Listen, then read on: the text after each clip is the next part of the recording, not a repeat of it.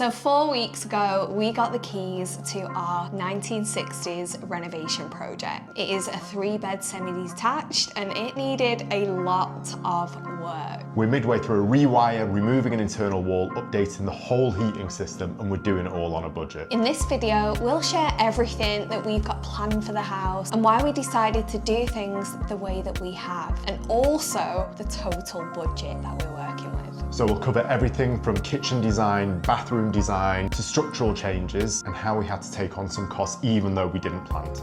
For those who haven't seen any of the previous videos, we're building a family home without going too wild with the budget. All right, so first up is the bathroom. When we were designing that bathroom, probably the first major decision we had to make was around whether we wanted a bathtub or not. Yeah. Yeah, and so that was actually quite a big decision because neither myself or men are naturally bath people. Definitely not. You know, both of us prefer to have a shower. We are also planning on starting a family in the near future, and so naturally, you know, you think about babies, you think about bath time. It is quite an integral part of a child's routine. So kind of umming and ahhing with what is the right decision. The biggest talking point was the bathroom. I think the first design had a bathroom, didn't it? Yeah, it had a bathtub, a freestanding bathtub. A bathtub. Which was nice, wasn't it? Yeah, it was. So what we had to do originally with the original layout of the bathroom, it was quite narrow. So you'll have seen on previous episodes that we kind of extended that out anyway. And one of the reasons we did that was so that we could accommodate a bath. As well as the family point, we also didn't really want to disrupt the value of the house for future resale as well. So it had a bathtub. Do you keep a bathtub in? And then we spoke to a load of our mates who have got kids, like newly born kids, and we said, well, actually, are you kind of like how are you doing without a bathtub? And in the end, the decision was, right, actually, we're not going to go, we don't need one. And right at the start as well, as part of the bathroom design, as I said, we had to move a wall back. Now, 1960s homes have got all kinds of different types of heating. We had a back boiler system, which meant that we had a hot water tank that was sat and taken up a big part of the bathroom. Yeah. And that's quite common. It's really, really common, actually. We had to have that removed right at the start of the project so that wall could move back. And through all of the bathroom designs, it was based around this kind of like extra space. So when you walked in, you would have the bathtub on the left and then the shower to the right. When we decided actually we're not going to go with the bathtub, we got to redesign again. What else did we need to consider in there? I think one of the big things was we were umming and ahhing about underfloor heating as well. I think both of us loved the idea of that, didn't we? But anyway, we haven't decided to go with that. Also, like, it's going to be fully tiled, so that again was another expense that, you know, me personally anyway, I didn't realise that tiles were so expensive. Super expensive. But anyway, it's going to look great, and because we now have had to have a brand new boiler system, the need for underfloor heating just simply isn't really there. So total budget that we had in mind for the bathroom was around £15,000. And as Kira said, like, what's really expensive is the actual tiling part, but it was quite an important part of the design, I think. 100%. So you're seeing that on screen now, that design, and we are now at a stage where it is almost ready to be built up. So there was a whole load of work that they had to do in relocating pipes, and they relocated that wall, but that's going in now. That's probably after the downstairs bathroom is the next project, won't it? So yeah, total budget around £15,000, and that's bathroom. So next up was structural changes. So you've seen in previous videos that we talked about this internal wall that would connect the kitchen to the living area. That's something that I really, really wanted. I spend a lot of time in the kitchen. I want to be able to kind of like, if we are entertaining, not that we do that much of it right now, we don't do that much of it right now, but you know, when you kind of get to designing a house, you build it around, maybe it's quite romantic when it comes to the design part, isn't it? Well, you try and fit it around your lifestyle, I guess, don't you? Yeah, definitely. Definitely. It's quite idyllic when you're designing it. So we took that internal wall down that connected the kitchen into the dining space. A lot of people were talking about whether we should have a full extension. This isn't going to be our forever home. This is a 5 to 6 year period of our lives where we're going to be here. So we do have to be mindful of how much we kind of spend, because ultimately there'll be a ceiling on the value of this house, on the value of this road. So we decided not to go with that extension, even though next door have got an extension. And we decided just to knock through that internal wall and put some bifolds at the back. Did we have any kind of decisions to make on that? It was pretty straightforward, wasn't it? Yeah, I think right from the get-go, you know, when we first came to view this property, I think both of us instantly had that. We could envision like the bifolds, we could envision the whole of the downstairs being open plan. Yeah.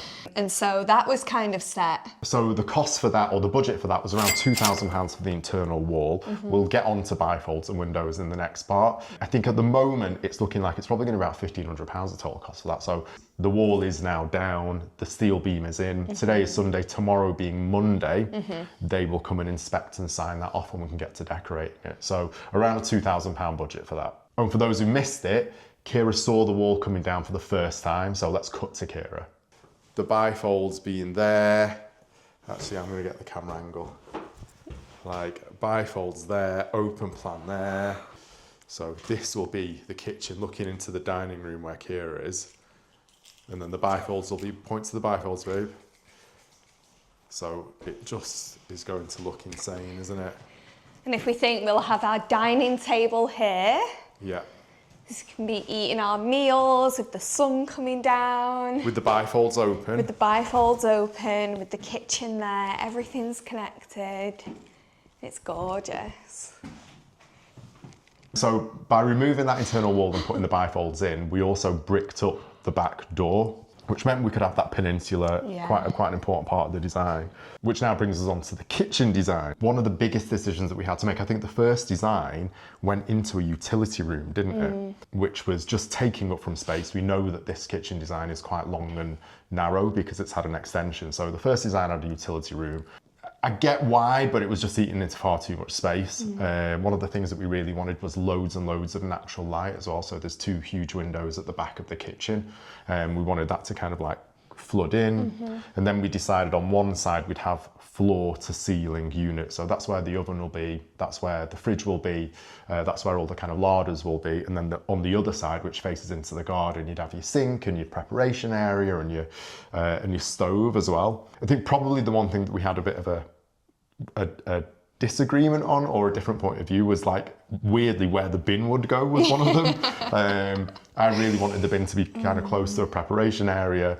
I think one thing that was quite important, and you'll probably speak a little bit more on this anyway, is with our peninsula, almost like the natural border of the room, we're kind of adjusting that a little bit, so that the whole space feels connected rather than there being a definite end to one section of the house and then a start to another. Because you really wanted it to be quite communal, didn't you? Like when you're cooking, you know, the people like family, friends could all kind of be involved, and it's not like you're shoved out the way in the kitchen. You know, we wanted it to be a very inclusive space. Yeah, so where we've got the hob at the moment, I think in the first design it ran right up to the living room, and we decided to push that back a little bit. Because it's open plan, it's quite important that you've got separate areas of the house or separate areas of that open plan living that serve the purpose that they're meant to. So the cooking area is the cooking area, the dining area is the dining area, and then with bifolds as well when we're looking out. We didn't want the kitchen spilling out into the dining area. I know that sounds quite obvious, but it's not about hard lines anymore, is it? It's meant to be much more fluid than that. So the total budget for the kitchen was £30,000, and we are still eating into that. We're still kind of on budget, but this won't start to happen for another 2 or 3 weeks yet, will it? All right, so next up, doors and windows. So when we first started to plan the house and the purchase and how much we were going to spend on the refurb, the idea was that we would just get bifolds along the back. So the house currently has wooden frames, like brown wooden frames. They were okay. I believe some of the double glazing was blown, but it wasn't really that modern at all.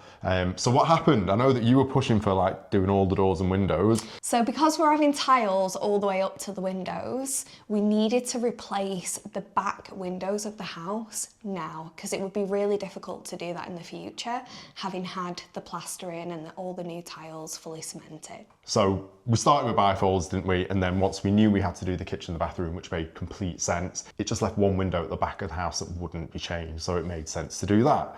So all of a sudden we've gone from bifold to bifold plus 1, 2, 3 windows, and then we said, well, we may as well do the last one. And by the time he'd come out for his 5th visit, we said, just give us a price for the front of the house as well. So now we're at a stage where the whole of the house is being done, including bifolds. And the budget for that is about £10,000, and that starts next week. So yeah, and you put some stuff into ChatGPT as well, didn't you? Yeah, it was actually quite interesting. Never done that before. But I put some photos of the house from the front and the back, and I said, you know, modernise it, number 1. So it gave us a couple of different options, which kind of wish we'd looked at it before we'd ordered. Definitely should have done it first. Definitely should have done it But first. anyway, I'm really happy with what we've chosen. And highly recommend doing that. Yeah, as highly well, recommend actually. doing it, especially if you need that visual. And then next up was the rewire. So when we designed the kitchen and the bathroom, naturally they have cost for electric. So you've got to wire in niche lighting into bathrooms and stuff, and you've got hobs and ovens that need to be wired in. So there was a budget allocated to that already. And a house of this age means that they have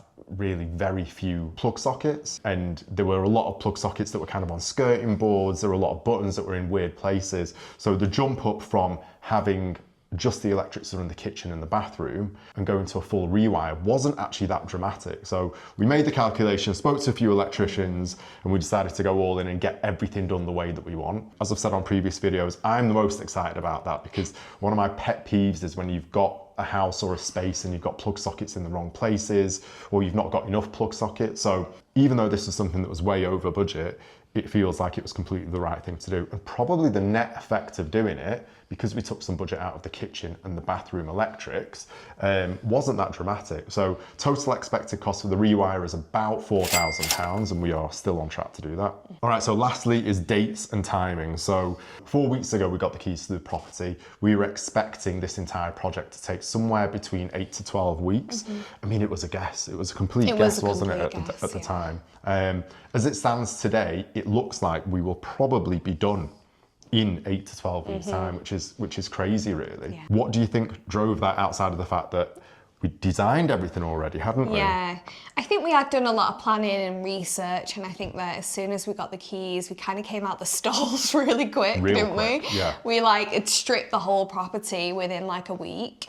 Thanks to, we had a lot of help, didn't we? Yeah. Which was great. And now, although everything is still moving forward at a really timely pace, like it is slowed down in comparison to that first 10 days, let's say. Yeah, definitely. Yeah, it feels like it's slowed down. I feel like our need to be here has slowed down massively. Definitely. Because obviously while the rewire is going on and the kind of brickwork's happening, we don't really need to be here, and it's super dusty as well. So as it stands today, 4 weeks ago we got the keys.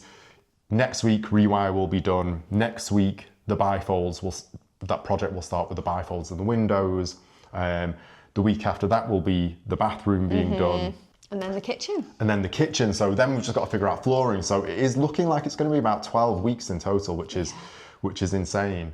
So make sure you tune in next week, where we'll go into much more detail on how we saved 50% of the overall cost for bringing that wall down by doing it ourselves. And if you are watching for the first time, make sure that you hit subscribe. I put all of the links for our socials in the description so you can see what we get up to on a day-to-day basis and all of the daily updates. See you next week.